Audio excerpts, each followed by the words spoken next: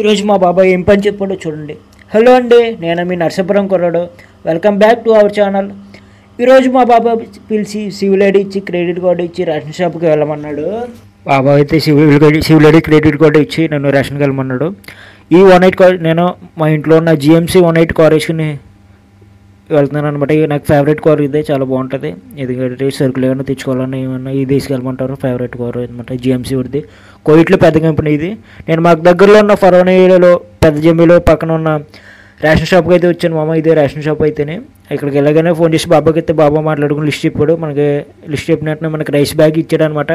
ఈ రైస్ అంతా బాస్మతి రైస్ మామ. ఇలా కోయిటి వాళ్ళకి ఇచ్చి రేషన్ షాప్లో బాస్మతి రైస్ ఇస్తారనమాట.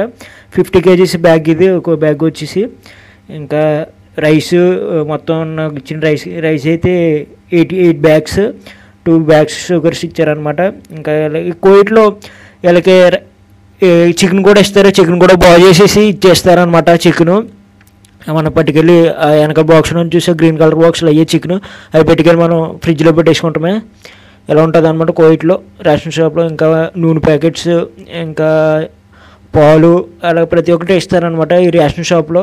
కందిపప్పు, పాలు,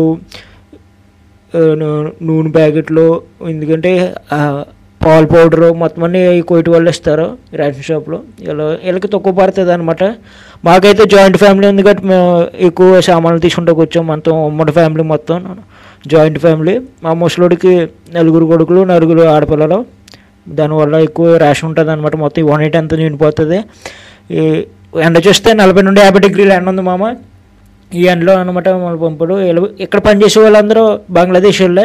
వాళ్ళు ఓన్లీ ఒక కార్లో పెడతారు, ఒక కార్లో మనమే సర్దుకుంటాం అనమాట. 1.8 అంతా మొత్తం నిండిపోయి చూసారా. వీడియో నచ్చితే లైక్ చేయండి, షేర్ చేయండి, ఫాలో చేయండి మామ. For more updates do follow our channel.